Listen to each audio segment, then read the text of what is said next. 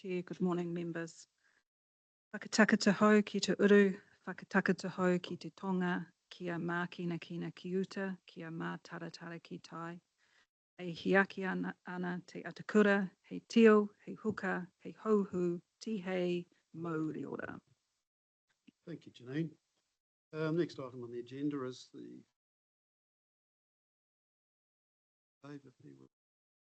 visitors in the room. Should cover. Good morning, everyone. Just a quick overview. In the event of an emergency or some unforeseen incident, please follow the directions of staff. The nearest fire exit, for your information, is through the main chamber doors and out to the right on the road.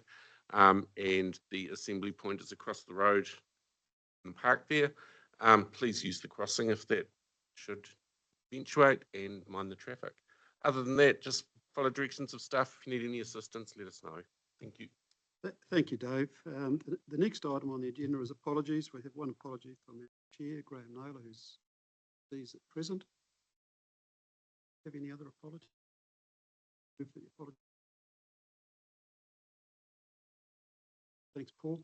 All in favour? Carried. For those that are online, I'd like to, cameras aren't working, apologies for that. Just so that you know who's in the room, we've got Councillor Story, Councillor Strange, Connell Independent Director, two representatives from auditors, Clarence, Susan and Flora. Welcome. The staff, so thank you for your attendance. Next item on the agenda is confirmation of the agenda. And I'd like to just, at this point, note that we will be making a small change. Got our auditors here and they will be speaking to the external audit activity. So I'd like to elevate them to after the risk management, which will be 6.5, will follow 6.2 on the agenda, and then we'll just follow through on the agenda from there. So on that, the agenda is tabled. Thanks, Pamela. Seconder. Thanks, Paul. Favour? Aye. Carried. Disclosures of interest. Does everybody have anything to disclose? Not. Resolution is up there on the board. We have a mover. Sorry, you should.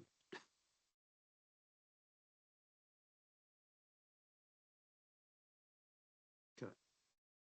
So we don't have. We don't have. We don't have. Thank you. Yep. All right. Minutes for confirmation of receipt.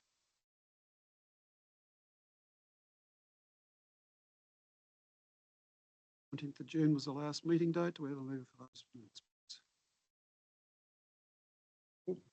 Seconder, Angela, thanks. All in favour? Aye, it's carried. Right, matters arising from the previous minutes. Janine, pass that over to you to present for us. Thank you, Mr. Chair. So just tracking those matters that have been raised previously through the committee with responses and I think hopefully closure to all of those from previous meetings. So just a few points to call out. There was the reporting around the exceedance of the environmental exposure limit. Process has been set out there in terms of the work that staff have been doing. Part of the feedback that the committee was seeking was to understand the various reporting pathways for that. In terms of for this committee, it's intended that you will see that coming through the comply with legislative compliance surveys. The team have confirmed that that matter is covered through that survey. I think we haven't necessarily seen those exceedances reported as a non-compliance through there, but we will be, I guess, keeping an eye out or auditing for that and making sure that we are joining those dots through that process. In terms of the report on the government inquiry into the North Island weather events, that report was circulated separately for the information of committee members. I understand that a report is being prepared for the Integrated Catchment Management Committee. So we will look to provide similar information into this committee following that. But if there are any further actions that this committee wishes to see undertaken in response to that, then we can capture it as part of that process. In terms of point 3, which was the currency of both WRC's emergency response framework and the Civil Defence Emergency Management Group Plan. So commentary there is provided in terms of the emergency response framework, which is due for review in January 2025. Separately, and my apologies, this wasn't included in the feedback in the agenda in terms of the Civil Defence Group Plan. Feedback from Julian Snowball, who's obviously the Group Controller, notes that that plan went through a significant review in 2018. Following that, the group plans should be, a review of those plans should be commenced within 5 years of the adoption of the existing plan. So that process commenced in 2023 within that 5-year timeframe. However, with proposed changes in legislation, that review was paused to allow the legal process to follow through and to be consistent with that national legislative direction. With the government now having withdrawn that new CDEM legislation, the review of the plan is back underway. So the goal is to have a new Waikato Civil Defence Emergency Management Group plan in place by July next. So that's just the update on the other half of that matter.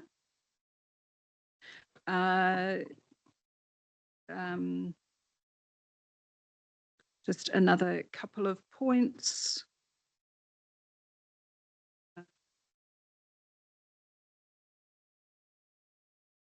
In terms of the external audit, point 7, so we have included, we've had the interim management report based on the visit that was conducted in May. In addition to that, we have reported to you all of the outstanding actions from previous audits, and we will continue to do that and track completion. We'd hope that a number of those are able to be completed once the final audit for the 23-24 year is completed. And probably just the final point in terms of point 10, which was the benefits realisation associated with Project Reboot. To clarify the point that was made in the IQANZ post-implementation review around benefits realisation and whether benefits could be considered lost or deferred. What we had always done through the project where we were rebaselining it was keeping within the original 10-year project timeline. And so when I've discussed this with the IQANZ, they've effectively said, well, if you stick with that, then you would consider that the benefits were lost. But what we need to do is effectively take a fresh view of the benefits from the point at which the system was live and look at what is realised over the remaining life or benefit period for that solution. If you take the latter approach, then you would say that the benefits are deferred. We're currently working through a process at the moment to review all of the benefits from the project, and that will be reported back to you in December in terms of how we're tracking with that. So that will provide an opportunity to test both what was identified as part of the original business case, but to identify whether any new benefits have been found since the system has been implemented. Happy to take any questions on any of the other I have skipped over. Thank you, Janine. Anybody have any questions for Janine on that? Pamela. Thank you, Mr. Chair. And just a couple of points of clarification, and you may have answered them, and I just might not have had my ears turned on quite yet. Just in regard to point 1,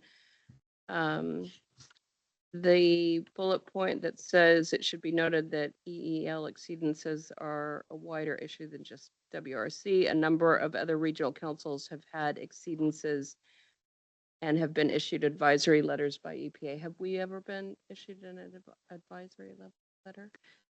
So through the chair, yes, that was the trigger point for this matter was, Okay. I think, probably for the first time in March, that exceedance was actually reported to this committee. Okay. So that's been really helpful, I guess, in informing a review on what we're doing in that space and how we're actually reporting and capturing that information. Okay. And just noting the interests and responsibilities of several committees in relation to this particular matter, are we broadening, though, our view of other types of matters that might have responsibility for oversight overlap amongst committees? I guess I just want to, if we're looking at this, let's not just look at it from this particular lens. Let's ensure that we're also identifying, are there other matters where there's overlap that might allow us to, things to slip between the cracks if we're not careful in the way we go about them. The other one is on point 3, and just noting that bullet point in the status that talks about although 22 people completed the required courses over the past 7 months, this has resulted in an overall increase of only 5 additional staff. Help me understand the disconnect there, that people train, but then they don't. They leave.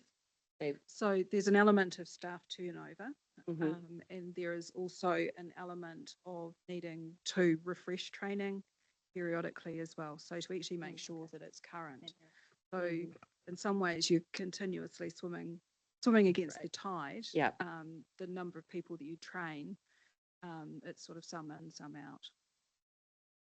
Okay. I suppose when I was reading through this commentary, I didn't come away with an enormous level of confidence that we were ready to go in the face of an emergency. But I do note some of the, the mention of the, when they do it's an imaginary oil spill or something, a fuel spill or something like that. I have seen those, I've seen those happen, and so that's great to know, but just looking for a little bit more surety that we are ready to respond. We've got the right people in place, and we've got the training there. And so through the chair, one of the new LTP performance measures that was added in was around an increasing trend in that capability, so that we actually have some targets that we're aiming. We're not going to get there immediately, but we need to continue to show progress in that. So we'll be reporting that formally on a quarterly basis. Great. Thank you. Thanks, Dan. I've just got one question in relation to the report that was prepared subsequent to the Hawke's Bay devastation from Gale and Gabriel and Hale, and maybe get a bit of feedback. I'm concerned from a risk perspective whether our risk profile has changed in the region as a consequence of that report. If there's anything identified in there which we should be aware of, which needs to be addressed as part of the risk and assurance issues, and whether Chris wants to address that, or Greg, you've had time to even consider it. Mind, please.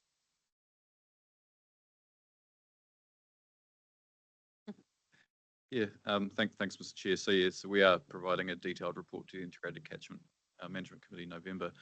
In the meantime, there were a couple of themes to several reports, because we have the Mike Bush report, we have an independent Hawke's Bay report, and also a recently released report into the Waiho River mouth management. One of the highlights for me is around understanding what happens during those super design events, because we do a lot of work to make sure that our schemes provide the level of service that's expected and committed to with the community. Of course, those levels of service don't represent the maximum that could happen. And so one particular area of focus of the reports that we'll need to pick up on is actually understanding if we do have those super design events in our schemes, what might that scenario look like. We already do work in terms of modelling and understanding residual risks across some parts of our schemes. Some parts of our schemes also have, I guess, safety valves built into them, and I refer to, for example, the ponding zones and the Hauraki plains. But I think there will be, I think, an opportunity identified to learn a bit more about what might happen during those large events with our big schemes, so that we can better plan and work with our communities so that they can expect, I guess, the unexpected.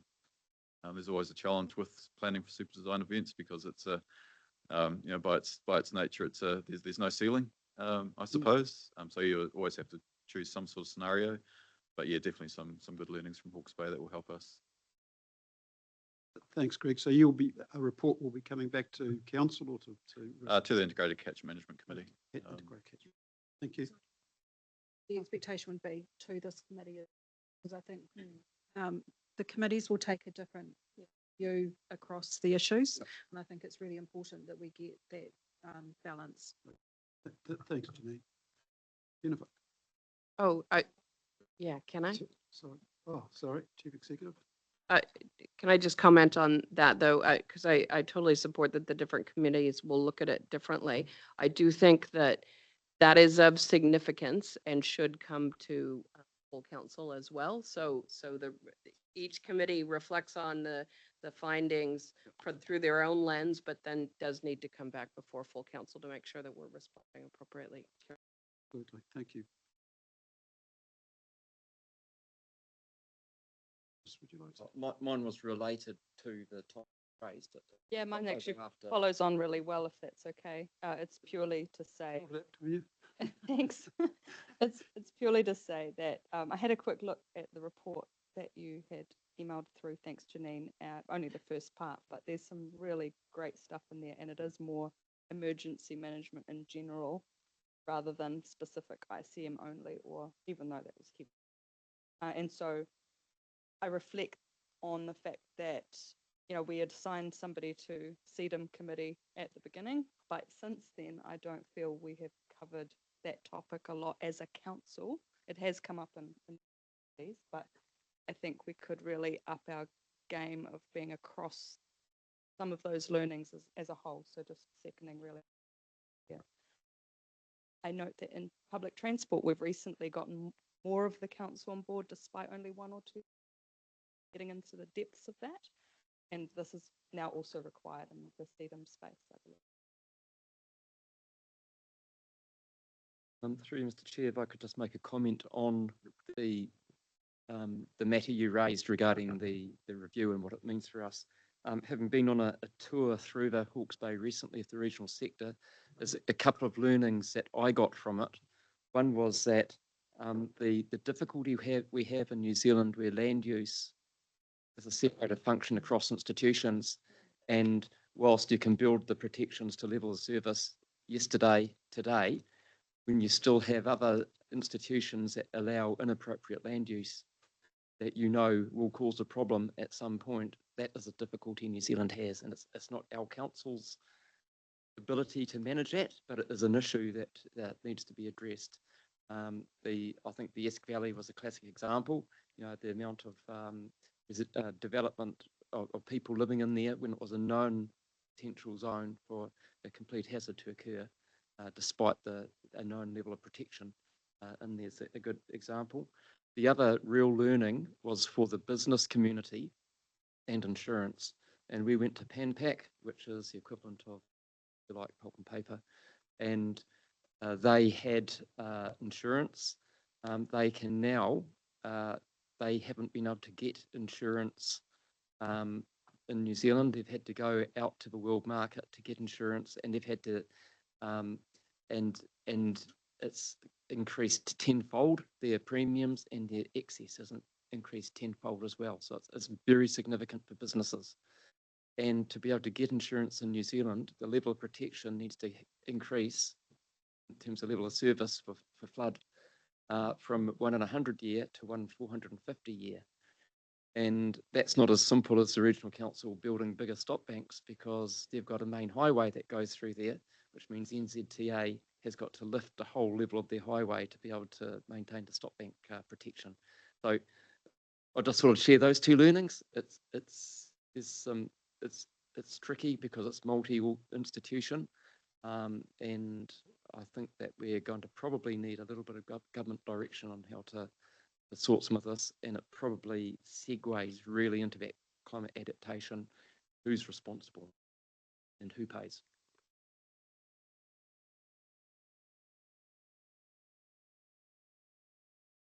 Angela. Yeah, thank you. Yeah, and thanks for that, sending through that report. I yeah, had a read through. Yeah, probably similar to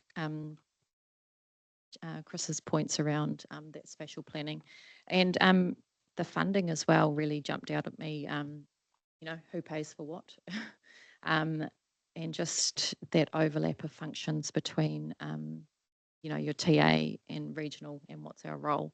So yeah, would really welcome a more robust discussion around some forum, probably full council, as our chair has said, around you know, how can we better understand what our obligations are, and moving forward. Also wanted to highlight as well the cost of the recent events up in Thames Coromandel.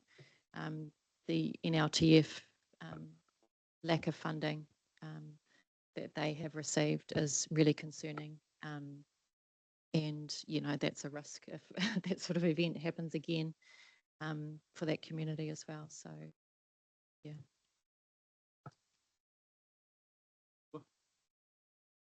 It was just a question for Chris to clarify that first issue you raised about so many different responsibilities. Will us doing our spatial planning work force that discussion to happen more, or is there more needed than that, as in the government direction you are? We're doing all we can to work that out, considering we know it's an issue. I'd need to, through Mr. Chair, I'd need to think about what the scope of that spatial planning is, to think about what it means, especially for where decisions have already been made in the past, because that's where it's awkward. And I think that's more that climate adaptation space that the government says they want to address in terms of roles and responsibilities. I think it's more in that space, but maybe the spatial planning will highlight issues, but I'd just have to recheck the scope of that. Okay. Well, anything that you learn from that, I suppose, because we had a discussion, I think last week or the week before, about revisiting what the spatial planning looks like in the future. Are we going as fast as we need to with that work based on the long-term plan decision? Do we need to speed anything up now that we know more deals, now that we have reports like this that we've considered, etc.? Thanks. Jennifer. Other questions? Mr. Cookson, Councillor Cookson. Thank you, Mr. Chair. It's going to be interesting what in that space in the future, because, like as Greg said, we have emergency 1 and emergency 2 ponding zones, and if you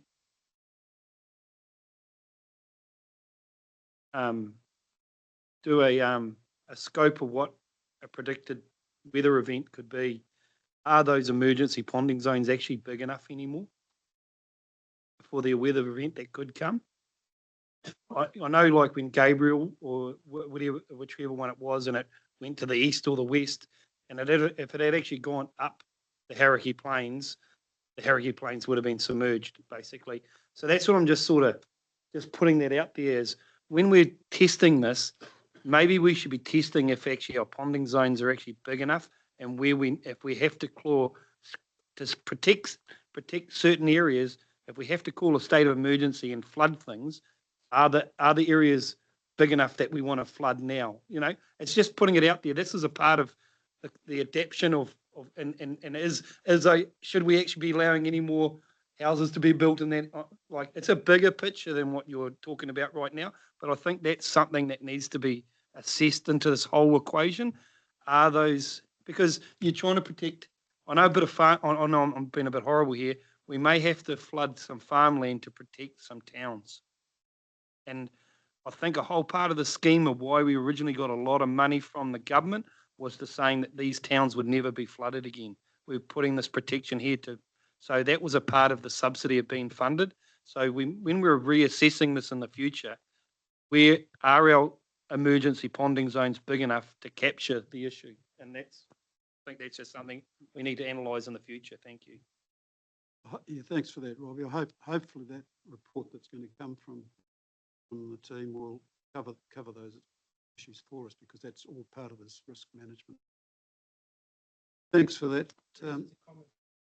I was sorry. going to say our existing scheme assessments do take into account the ponding zone volumes now, which is very useful in considering not only the volume available, but when they kick in as well. And that's driven some work that we're doing at the moment in terms of making sure those spillway levels are set appropriately. So absolutely happening now, but absolutely important part of the future too.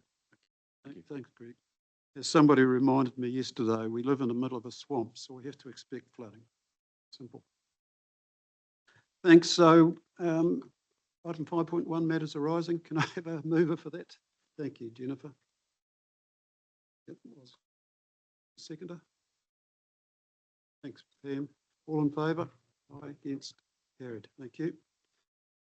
We then move on to item number 6.2 on the agenda, which is the risk management activity update. Okay.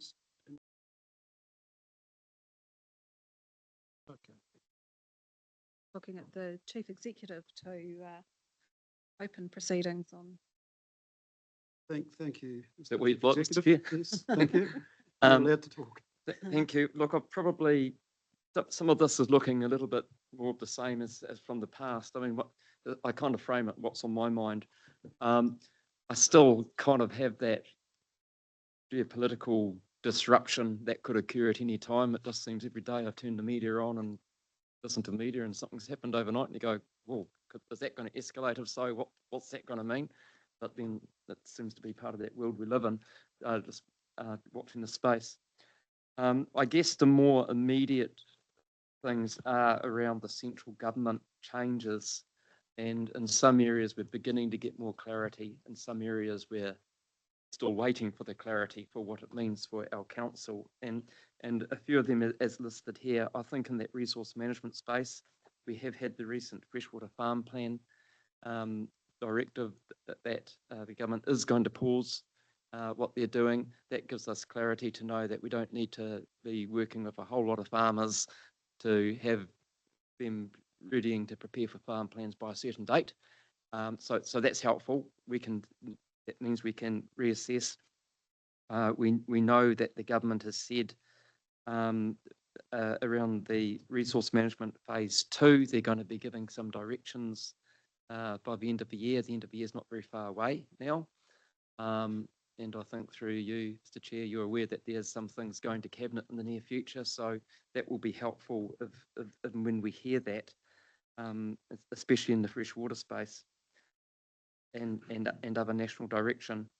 I guess the new one that we've all got our eyes on is the Local Government Act space, and the government's desire for councils to focus on core services. Of course, it's raised a debate about what are the core services, which is a debate which is going to start playing out as we all try and define what that is, and with revenue capping that might go with it, and what that means. And we're trying to get our heads around it without the sort of direction of it. The examples we've been given probably aren't very helpful to us, like if some councils build theatres or convention centres or whatever. But I am aware that there's a cabinet paper floating around. I haven't seen it myself, which is probably going to try and hone in on what councils have in general rates and trying to get those more ring-fenced, which I guess is trying to get it to more of a correlation of how it relates to core services versus not. What that is and how that transpires, I don't know, but I guess we kind of, as we try and work out our own direction, we try and look for that government direction and what does that mean for us? Is it going to mean anything in terms of an annual plan coming up? Or is it, what the timescales that government's going to be trying to think of this on? We had a bit of talk around climate adaptation. That's really big because the more the government can be clear about who is responsible for what, where the roles and responsibilities are, not only for providing information to communities, changing planning so that what the planning might be needed for communities, but who pays? Who pays if something goes wrong? You know, we've had some examples of, you know, council sharing 50% of the costs of government. Is that going to, if there's needs to move people and so on, is that going to be a model for the future or not? We need to wait for that. And my final comment, Mr. Chair, would be in the transport funding space. What I've seen, which is what I'm trying to get my head around, is a little bit of a dichotomy that's happened, where on the one hand, I just think selfishly about our region, the government has reduced or has not funded new passenger transport services to areas that have been promoted by the government as higher density residential areas. So if there's no money in these for PT or cycles or walkways in these new higher residential areas where there's less garages for people to park a car, and often there's none, if there's no off-street parking, how are people where it's less affordable for people to live there, how are they going to get around and get to work? It might be deliberate, and we'll see a plan come out. But in the meantime, we're just trying to see that clarity that we're trying to promote this housing growth and residential development at a higher density, but it's not clear what the thought is from government, how we're going to move these people around. And I guess it relates particularly to metro areas, but I also think in the rural areas where there's more people, especially if an ageing community, who have less disposable money, who rely more on other people to provide transport to get around. Those are the things in my mind. I think they're probably reflected in the paper, but that helps. Thank you for that, Chris. Questions? Yeah, I spent the weekend with Winston and Shane, and they're saying exactly that. They've got the ex-mayor of Wellington, Andy Foster, and they're actually saying that, well, Andy it was his personal opinion, I suppose, just to say that he believes that they don't want it. His opinion was he doesn't want us to say what we should spend our money on, but he wants to limit our money to make sure that we choose wisely what we spend our money on. So that's the direction that's coming from Wellington, from Andy anyway, and he's most probably trying to manipulate ministers to think in that way. Yeah, so they are thinking, you are right, that's where they're thinking, but they don't want to tell us what to spend our money on. They just want to point our finger when we don't spend it wisely.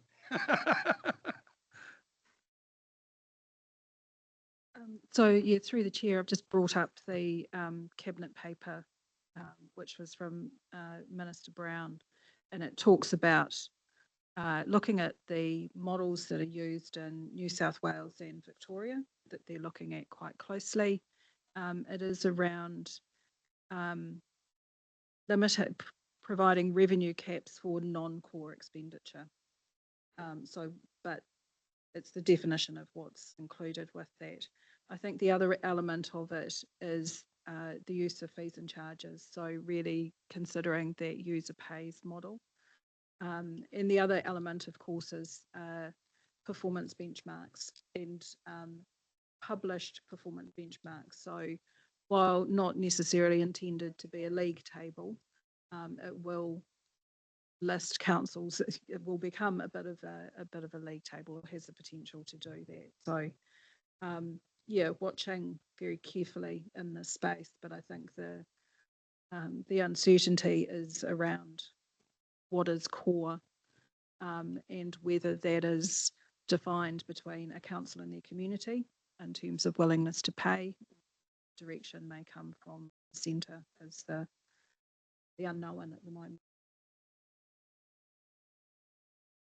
Thanks for that, Janine.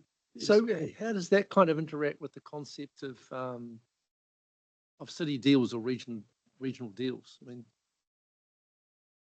Is there a conflict there, or are they saying you can come and talk to us about specific issues, or I don't know how it all works? No, well, I don't know that that's quite fair. There's the, but just to pick up on a point that our chief executive made, that basically Cabinet at the moment have inherited, they're trying to get their heads around exactly what it is that needs to be dealt with, and it's prioritised. And you've seen them work on their 3-month programs, which they tick off. They're now getting to the things that probably more affect us, because they've been dealing with things which they can deal with in Wellington, which affects the Wellington bureaucracy, and they're now starting to reach back into the local bodies. And the one that will affect us to a certain degree is the fresh water policy. The intention was we should have stopped work on that. It hasn't happened because the legislation that was passed, the 2020 legislation, has been interpreted as meaning that we have to continue work on it. We had legal advice on that. Cabinet have sought that information, and that will be discussed at Cabinet meeting next week, as I understand it, with the intent that we stop altogether. They're trying to stop duplication of effort, money being spent in 2 areas. We had our plan change 1 here that was seen as being a good model. All it needs to be done is replicate throughout the region, and then we've got the model for the freshwater management, rather than going down the road of having freshwater policies as well. They should flow out of that. I think these things are now starting to come to the Cabinet table, whereas previously they were dealing with bigger issues. In response to your question, Paul, we've been given very clear directives from the meetings that we have with MPs that we must have a collective voice for the region. They're not interested in talking to small groups of people. They want collective. And we're fortunate that we do have future-proof spatial planning groups, which are supposed to be representative of the group, of the region. And as long as those people have got an agreement and consensus as to what's required, then it's likely that the central government will consider what's being put on their table. And a good example of that is the voting initiatives that are being prioritised for the region. Those were discussed with MPs before the last election, and the 3 key issues that were identified in Future Proof have all been put on, elevated to the list of to-dos. So I think they are listening. Well, I know they are listening. It's a question of priorities and sorting things out as best they can in the meantime, because they've got no money. So it's understanding what they've got and how they're going to spend, how to allocate it. But I don't know, Pamela, you might like to add to that, just in terms of what we've been told.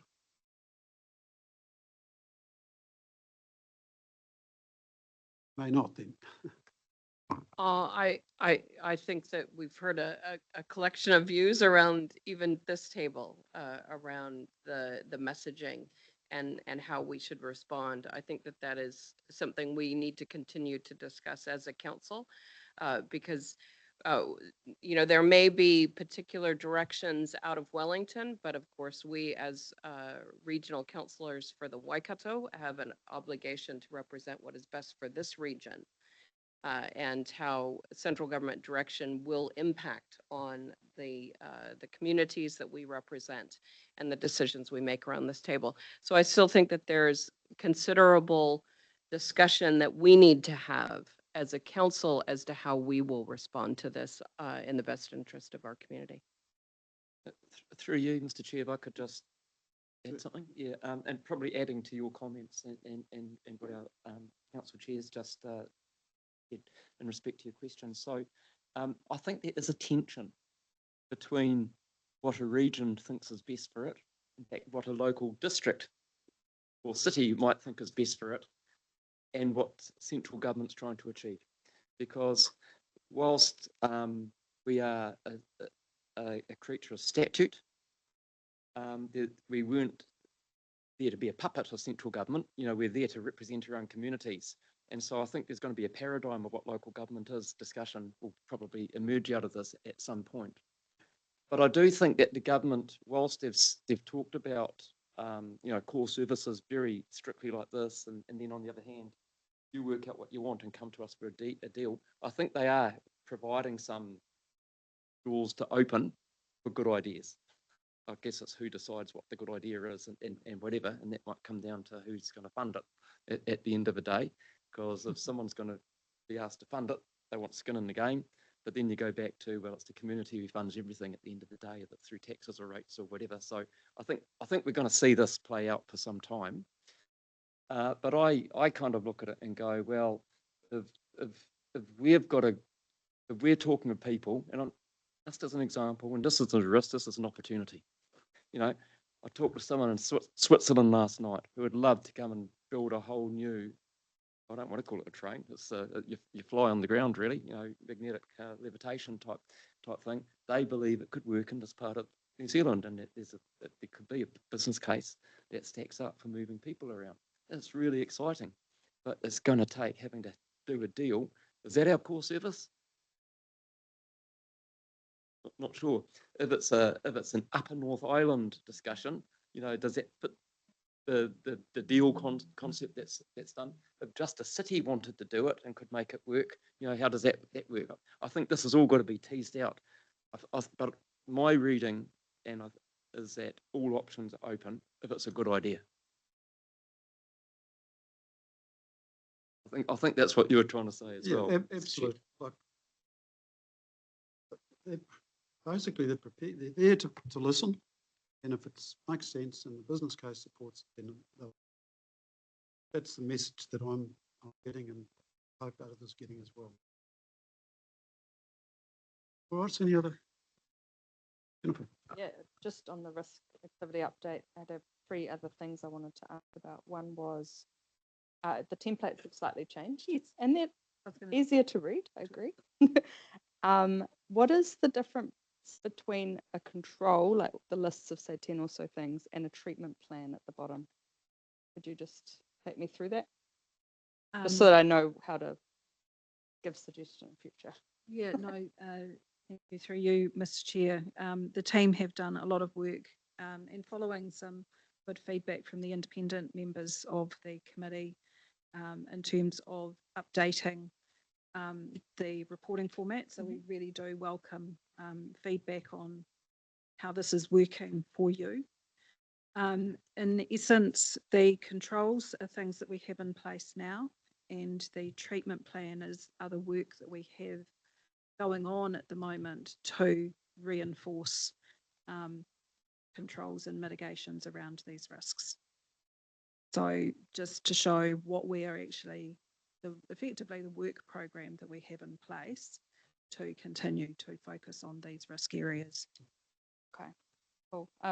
But just to make it manageable, it's sometimes limited, I imagine, because I know the climate one really.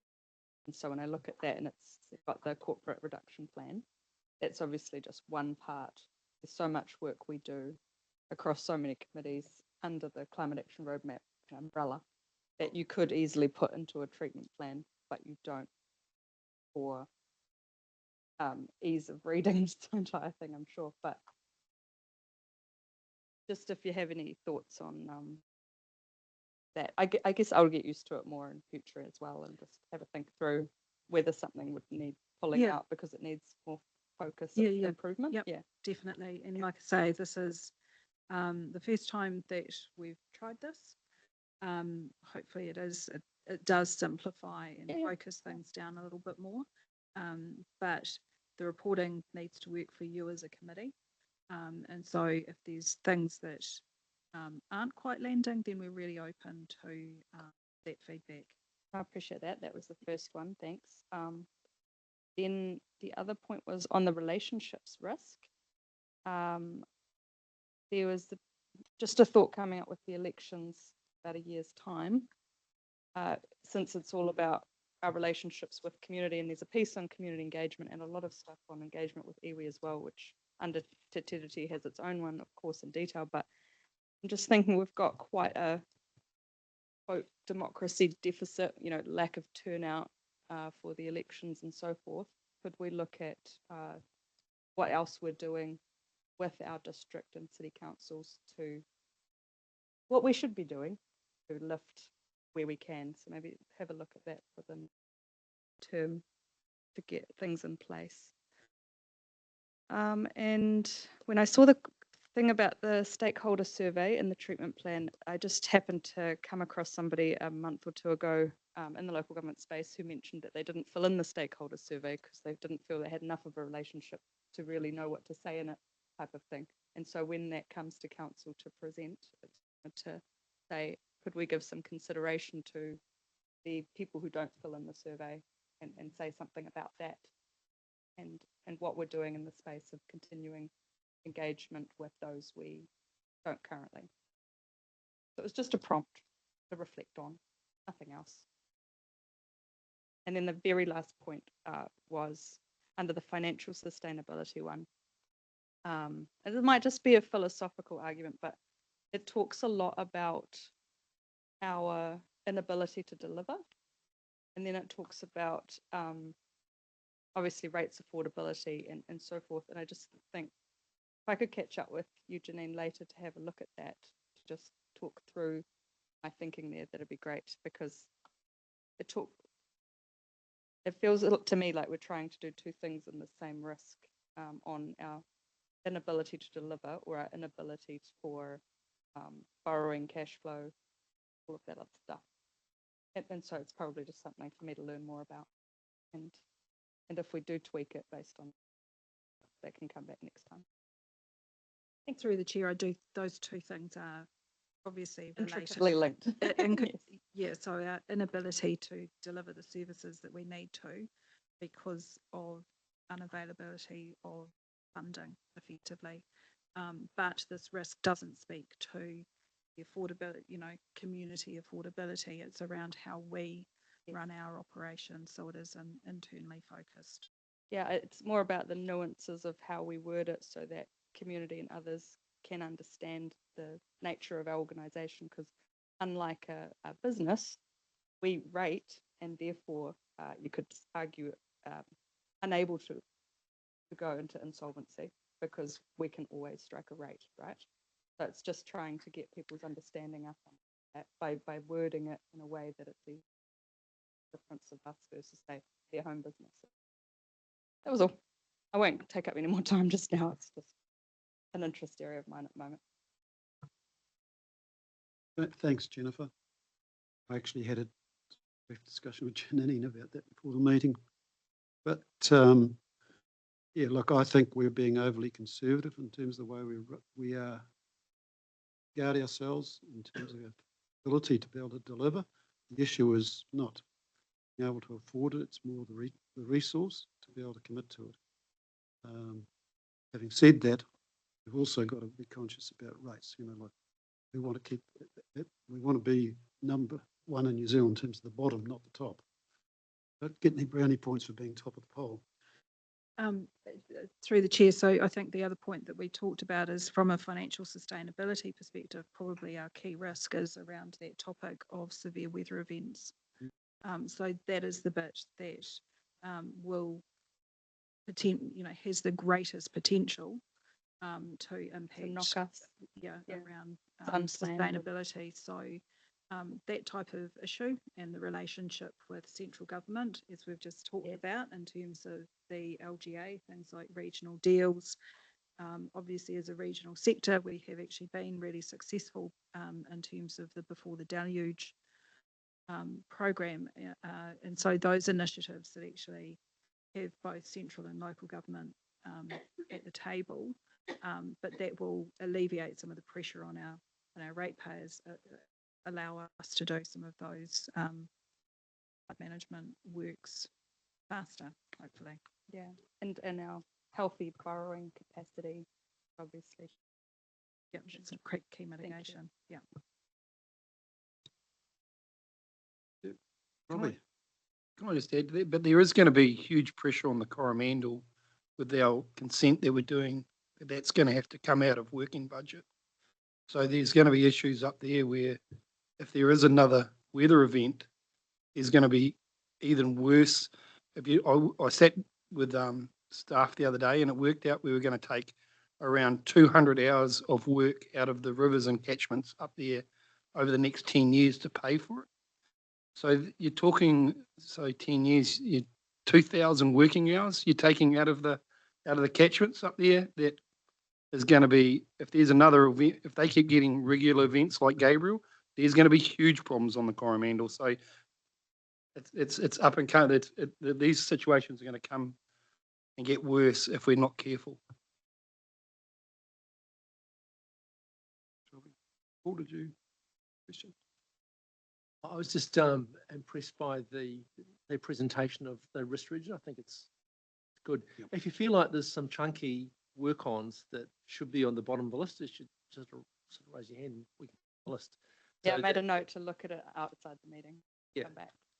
Yeah, so it should be the material chunky work-ons, not everything that's happening, because obviously you go for pages then. Yeah. It's a big organisation, but I think it's a great presentation. It's very clear to me. Excellent, thanks. Thanks, Paul. Thanks for that Are feedback. there going to be any specific comments on the deep dives, or we just take them as read? How do we deal with that?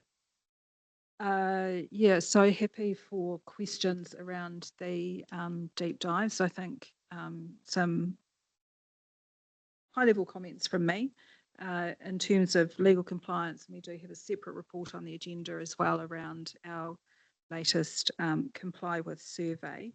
I think what we're seeing there is increased participation in that process, which is going to help us with both awareness and compliance. And there has been a real focus around those outstanding action plans, either closing them out because they're actually that old that they're not relevant, but providing us with real focus on what are the areas of non-compliance need to be working around. So quite a lot of activity happening in that space by the team, and I guess increasing visibility of that activity with the executive team as well. In terms of financial sustainability, I think we've covered that off. Predominantly, I think the real risk is in relation to those severe weather events and our ability to actually respond to that. We have a number of mechanisms already in place. We have insurance, we have self-insurance, but I don't think that is going to save us if a Hawke's Bay situation comes along. So making sure that we're as prepared as we can be in that space, and there are some regional sector level conversations around that risk management insurance conversation as well. And then the third area is around giving effect to te tiriti, noting that as part of the internal audit program, we actually have a review in that area currently underway, which will give us some feedback on progress that we're making or opportunities for further work.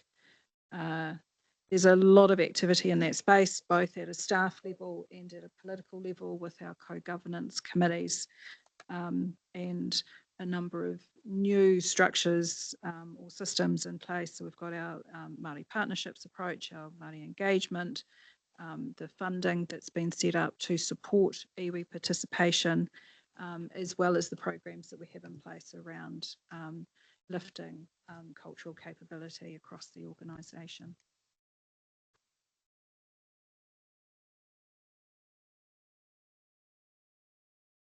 Yep.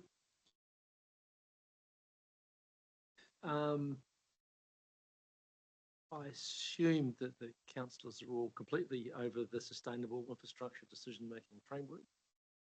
But perhaps you could sort of point me to something offline that I could not understand it rather than just any time. Yep, certainly, and that is one of the projects now that is within the scope of the key projects reference group. So we'll have specific oversight through this committee. Councillor Ma, you have a question.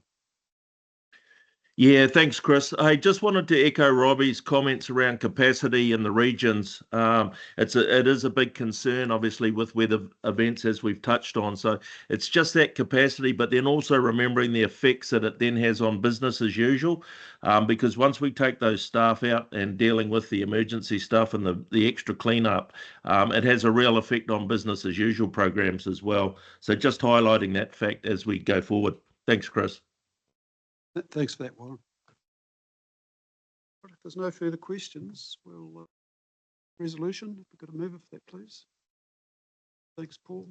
Chair second it. All in favour? Aye, against, carried. Thank you for that, people, councillors and members. The next item on the agenda will go to 6.5. I'm sorry, we're going to bounce our legal people down a little bit. And welcome Terence and Flora. Take a seat at the end of the table to speak to this. So Janine, do you want to introduce this? Certainly, thank you, Mr. Chair. So this report presents to you the management report following the interim audit on the 23-24 annual report that was conducted in May. And together with that, the summary of all of the outstanding matters from previous audits.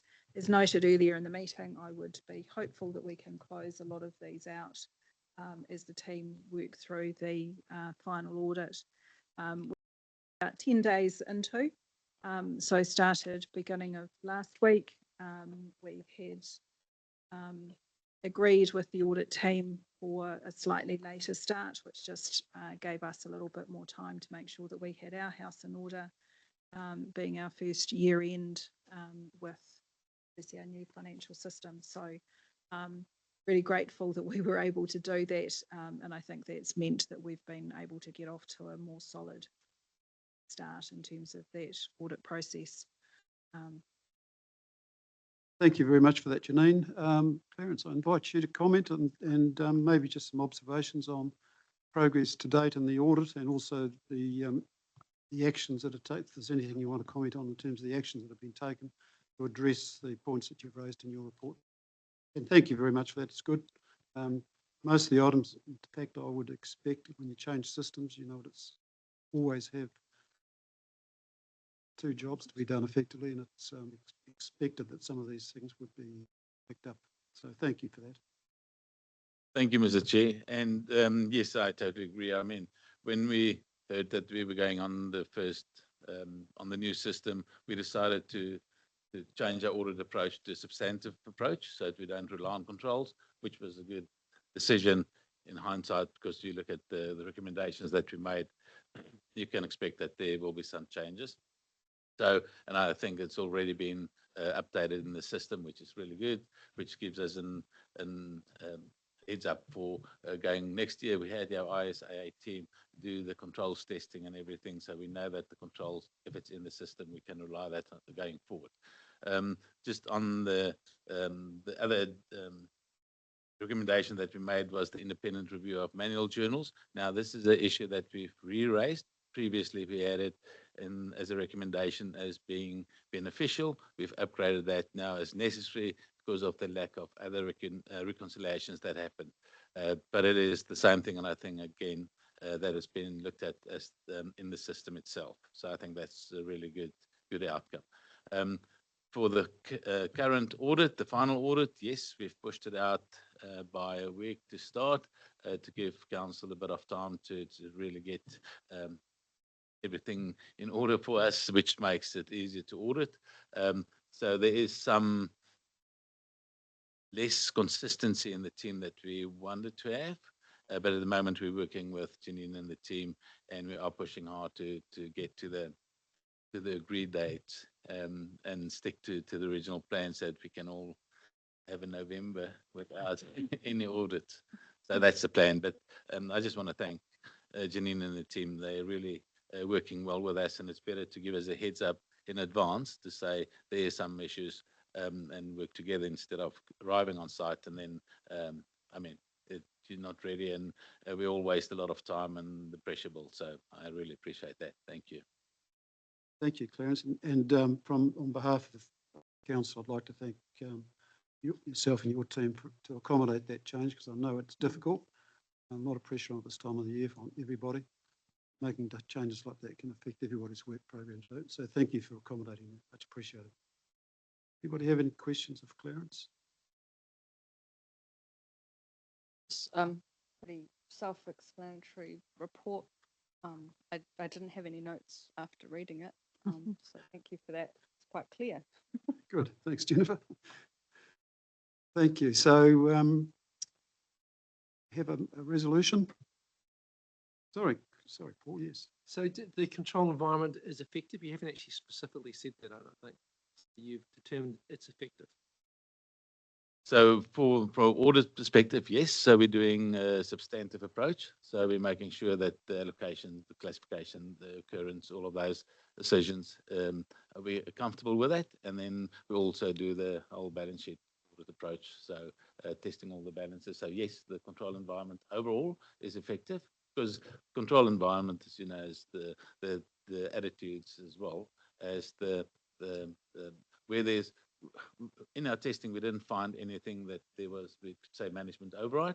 It's just because of the system, you'll have to do more work to demonstrate that, instead of just performing a controls substantive approach. That makes sense. Cool. And with the audit starting, presumably you're starting with the key judgment items, so you get all that dealt with up front and not have a discussion at the end of the audit. Through you, Mr. Chair. So that is the plan. Unfortunately, with the way that some of the accounts are prepared, that's normally where it takes a bit longer to prepare the accounts as well. But we are trying to take out the more significant issues like the fair value assessments for PP&E, the non-financial performance reporting. So the chunky things up front to definitely stop that from being an issue later. No surprises. Thank you. Okay. All right, so we have a resolution. Have a mover. Thank you, Paul, and thanks, Angela. All in favour? Aye, against, carried. Thanks, Flora. Thanks, Clarence. Thank you, and I just wanted to thank you for changing the agenda around to accommodate us. Really appreciate that. I have a belief that time is money. You'll understand that. So we're trying to accommodate everybody. Thank you. Right, so thank you. That takes us back to item number 6.3, which is page 65, legal compliance.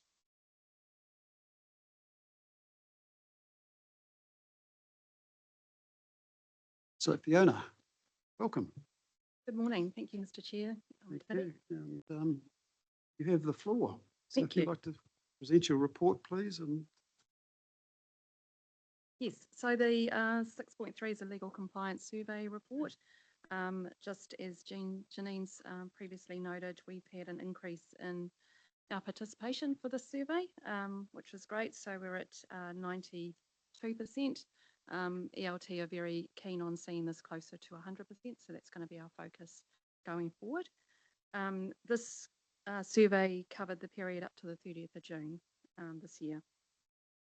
So in this survey, we had 20 partial compliances, 10, and of these 8 have been resolved. So we've got 13 action plans in place. Also, as Janine noted, our overdue action plans were 129 coming into this report and have now decreased down to 87. So there's some real focus on closing those out. There are quite a few old ones in there that we can close out. So that's our aim over the next period, is to increase some progress on that. The survey is attached for your information, but if you have any questions at this point.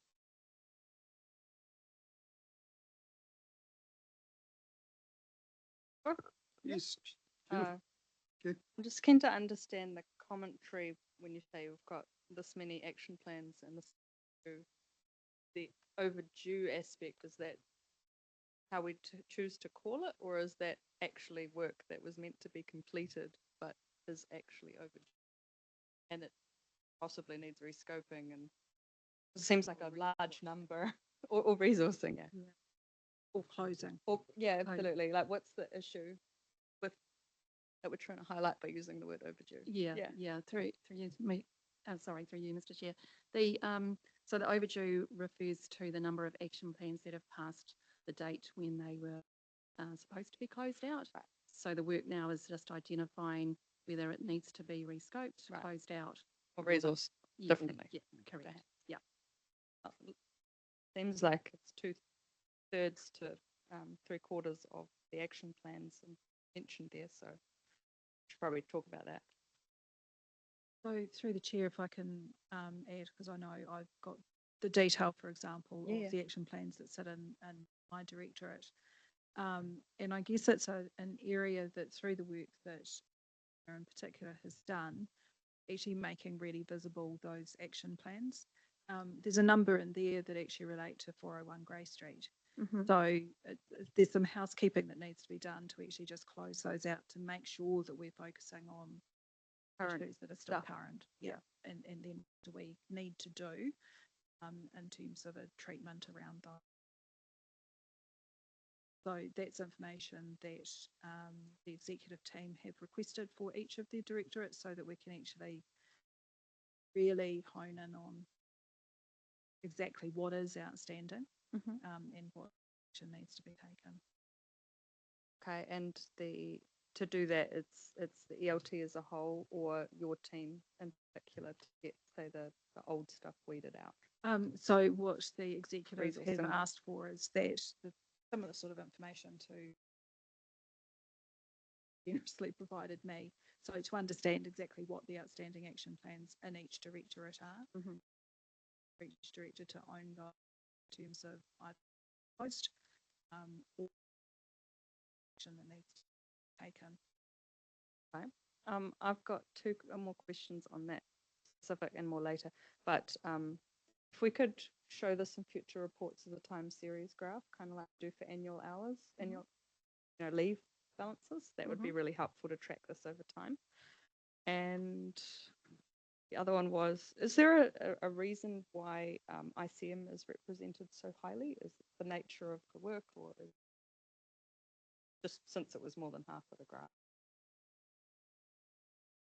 Anything to, sorry, I should goodness, probably Hannah's got look an at answer. Greg. It's just that I'm looking at people at the table.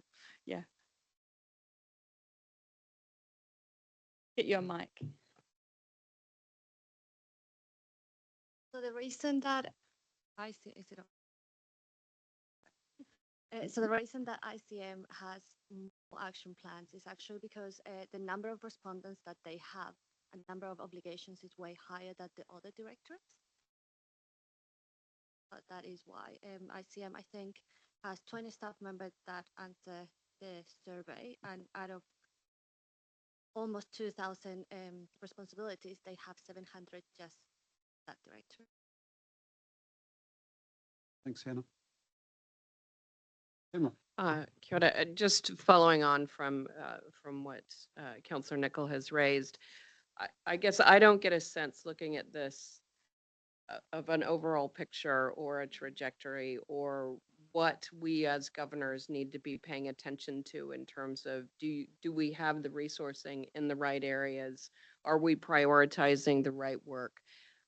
So I suppose that I'm just backing up what Councillor Nicol is asking for, which is just a bit more granularity to this and a bit more trend analysis so that we can identify where we might be able to help the organization to address some of these overdues, because it doesn't read well to go, oh, 129 overdue in 2023. Yay us, we've reduced that to 86. I don't read this and get any sense that we're making significant progress, and so just would like a little bit more detail in the report going forward. Yeah, no, we can definitely do that. Cool. So echo those comments, excellent. Is there a sense of the urgent, the level of risk of the overdues? Or any outstanding items? I mean, are there sort of A, B, and C, then thing we can get to, but A, we need to do it really quickly, or I don't know. Do you sort of think about it that way? Yeah, yeah, thinking. Yeah, we haven't identified any high risk actions that have needed to be called out, but it's definitely something through that trend analysis that we can identify if there is anything there that is a high risk item.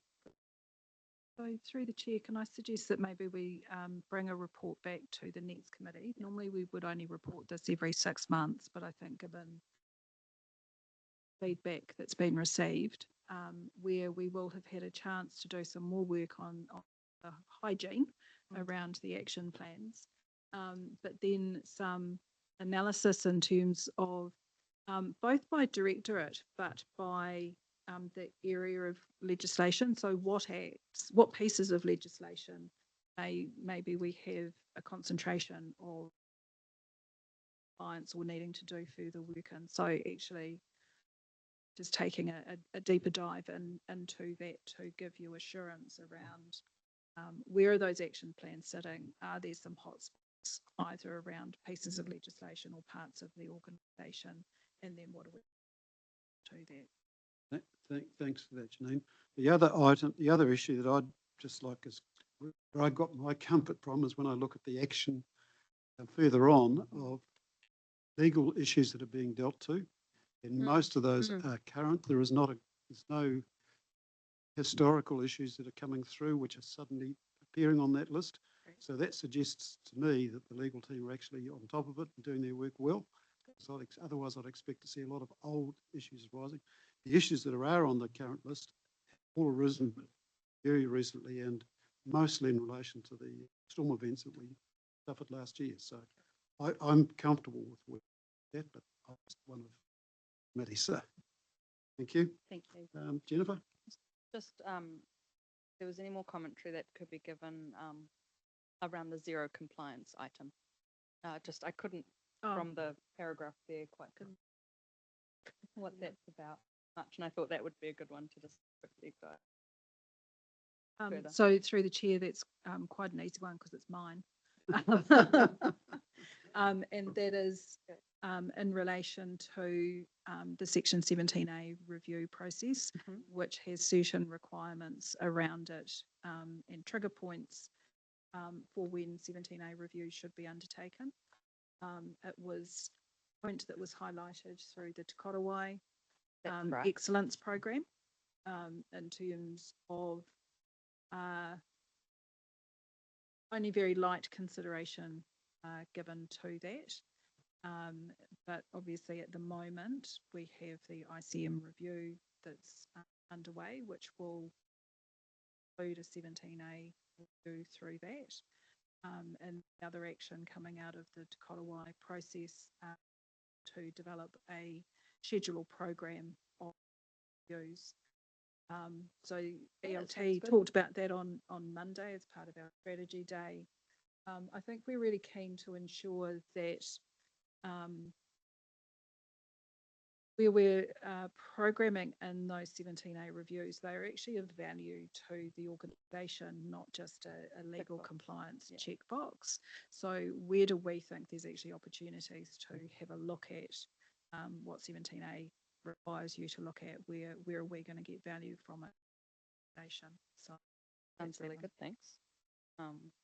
By the way, that I'll catch up with Tracy about the RPS and the 10-year review thing, because the air and geothermal ones need to understand how overdue they are, noting that our coastal plan was something like 20 years when it was meant to be 10, and I'm just really keen to get away as an organisation that kind of overdueness. Thanks. Thanks, Jenna. All right, so move for this resolution, legal.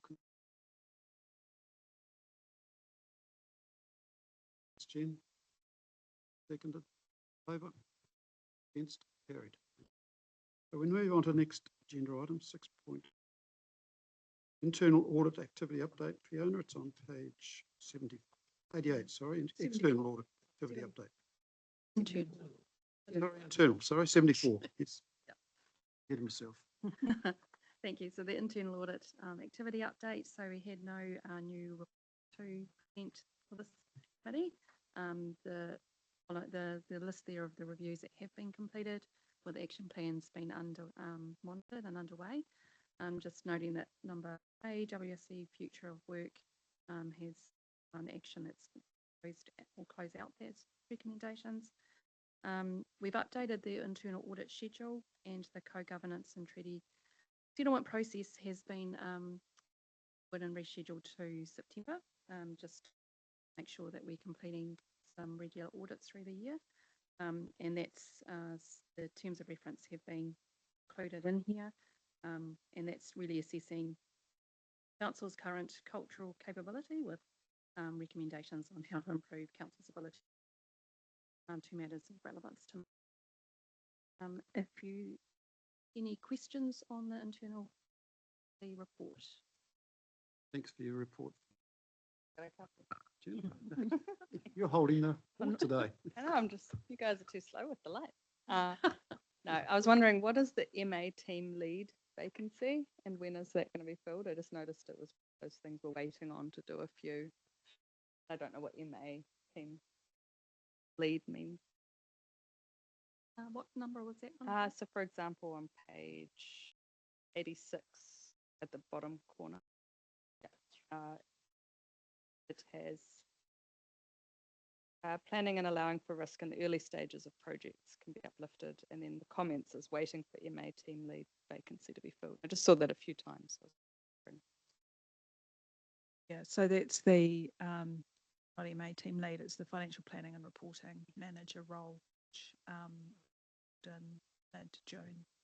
Okay, so we're good to get updated comments next time around on that. That sounds like it's a movement since then. Question is, how do the actions from these KPMG internal audits get closed out? Do you go back to KPMG and they have to approve these, or do we just do them ourselves? So, and that will probably then be confirmed by in time of we last looked at this topic and time and go recommendation. Can I just note for the committee though, in terms of that project management maturity review, so our EPO lead has recently resigned, so that will have an impact on the speed at which we can resolve, address some of the recommendations in the report. Just FYI, one of those things in terms of teams, key roles leave, it does slow our ability to address some of these. Okay. The enterprise portfolio lead is next month. Thanks for that, because yeah, in 5 years KPMG having another look will be useful, but it's just good to know that in the interim, any accountability of making sure these actions are effective then really rests with the largely outside of ELT as a checkpoint. And so I'm just really glad I asked the question finally, because the reports are very good. Yeah, I just pay attention to the actions and across it. Thanks. That was all, really. Oh, that was, sorry, the last one was the you had a capability and culture review and a climate maturity review coming up in Q2 of 2025. Mindful the election falls there, and I was wondering something where the scope and overview of that lands with this training stuff, whether you're going to hit the new training councillors with it first day on the job. I think, since it's in Q2. It's a good job for you, Jennifer. Yeah, I was just wondering, does it land more in this training or next training? So through the chair, I would expect that we would be signing off those terms of reference if that's when the review was scheduled for. Sign off. And the results go to the new councillors. Thank you. The program is up for review on an annual basis. This is the indicative 3-year plan, but we'll check in calendar year.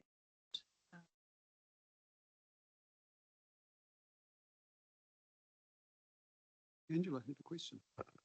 Yeah, thank you. Yeah, just looking at the work program. Sorry, on page 75, and just wondering, communicating the risk plan. Just from my coming onto this committee more recently, and then areas of responsibility as well.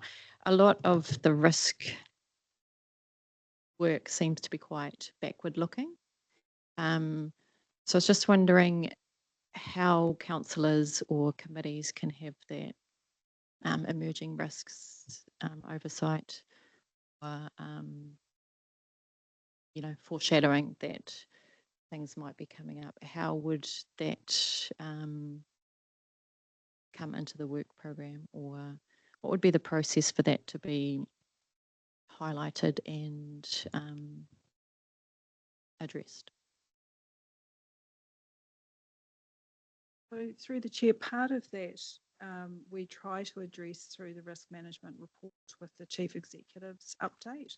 So that is sort of the projecting what's happening, where are we, what are we hearing, what are we seeing from a national, regional sector perspective, whereas the other activities are compliance based on what we currently have. But through each internal audit review, I would expect KPMG as our current external internal audit provider to be looking at emerging trends and issues and how well our systems and processes would respond to those. They shouldn't be looking back there, they should be looking at what we're doing, but anticipating good practice and emerging issues as well. Yeah, so I'm just, I'm aware that our CE did mention transport stuff, and it sort of dovetails with climate as well. So yeah, just wondering if that could be more of a focus moving forward. Yeah, where that might sit within the proposed review. Chair, can I just check in terms of in what regard? We've flagged it in terms of the so emerging issues. Well, it's an issue. It's not actually really a risk now. It's materialised in terms of funding certainty as to just what you're seeking with that. Yeah, maybe we'll take it offline. Yeah, cool. All right, any questions?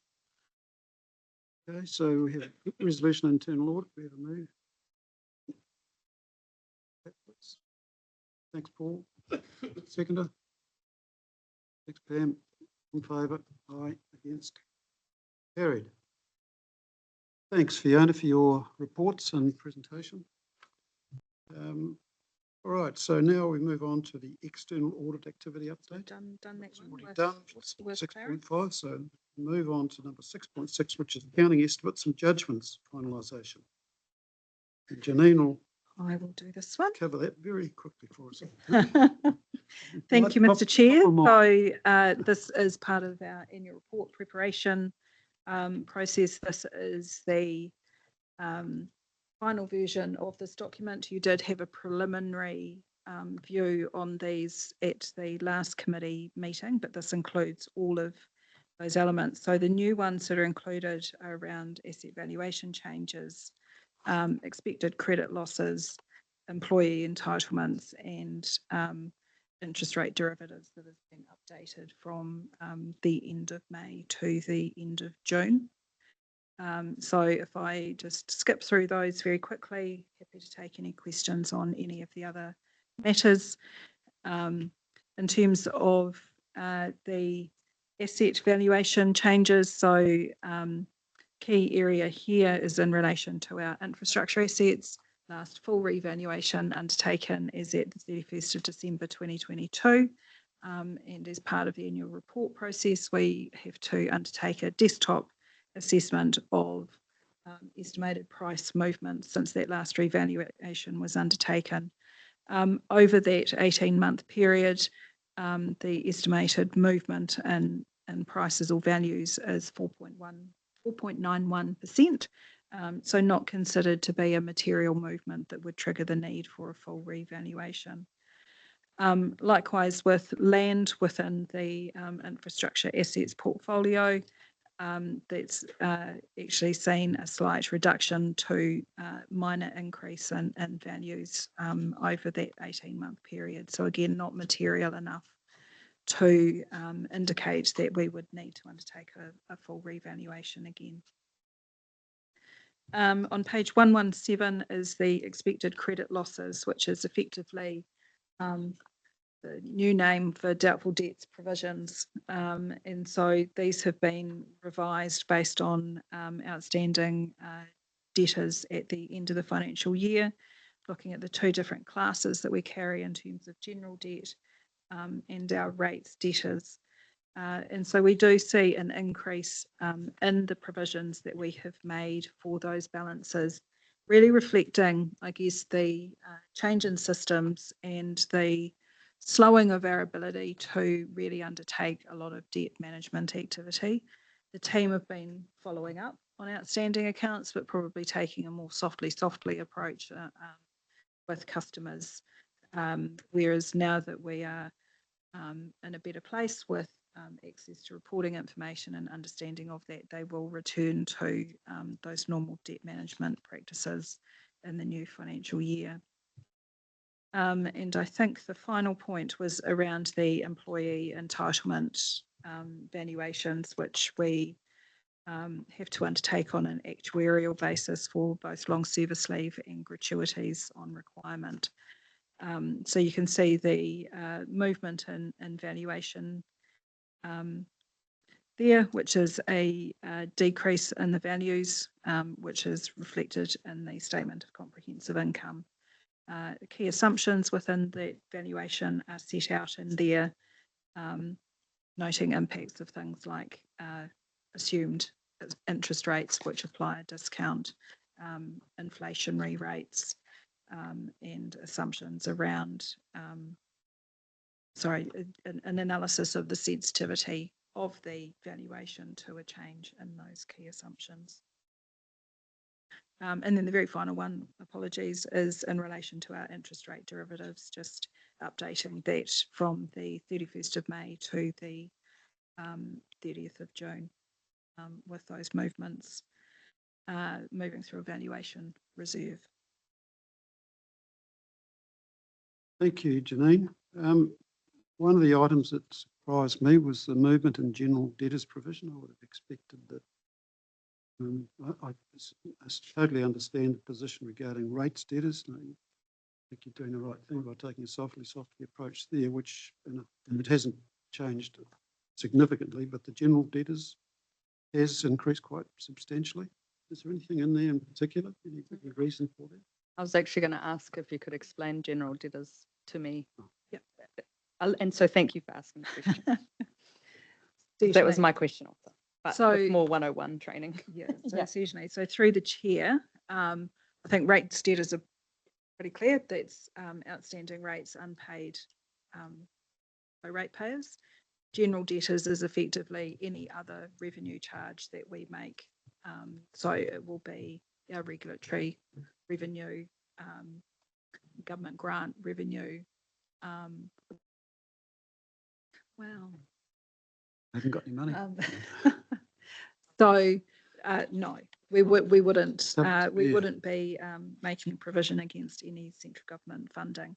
But that's the area where I guess just trying to make sure that we've got the right information to confirm balances outstanding with customers before we take a more hard line around debt collection. We've been taking quite a softly approach. So, a phone call or an email saying, "Oh, your account appears to be unpaid.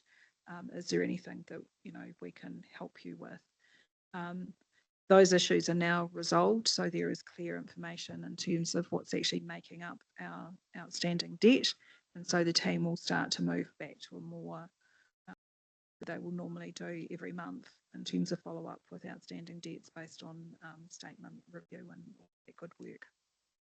So I would expect to see that return back to a more normal position this financial year. So while it's not relevant for this committee, probably maybe we should get a report on that, more detailed, deeper dive onto it, please, so that we can just monitor what's happening there. Thank Which you. committee is that? Sorry, Chair. Sorry, I said, which committee is going to look at it? finance. Good. So there's no aging here, is there? There's no sort of story about the sort of picture in terms of the information. So We don't know. This is so it's being hard reported to the get a judgment sense as of what it looks like in the scheme of things. So through the chair, this is just looking at the 3 months and over debt. And then there are categories of collection action that are assigned to each account balance, which we use to determine how much of a provision we make for it. So do we make no provision? Do we do it at 50% or 100%? So that analysis sits behind that balance, but no, we haven't provided.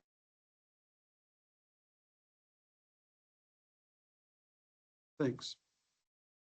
There's no other questions. Resolution. Nobody's very keen. Everyone's been very quiet. Thanks, Pamela and Jen. Seconded. All in favour? Aye. Against? Carried. Thank you. It's now 10:30, and according to this, we should be having a break. According to the run sheet, is anybody happy to carry on? Would you like a break? Like a break for 10 minutes? 5 minutes? Sorry, Paul. You happy with that? Thank you. What? My clicker's broken. Oh, no, shame, shock, horror. My little walk.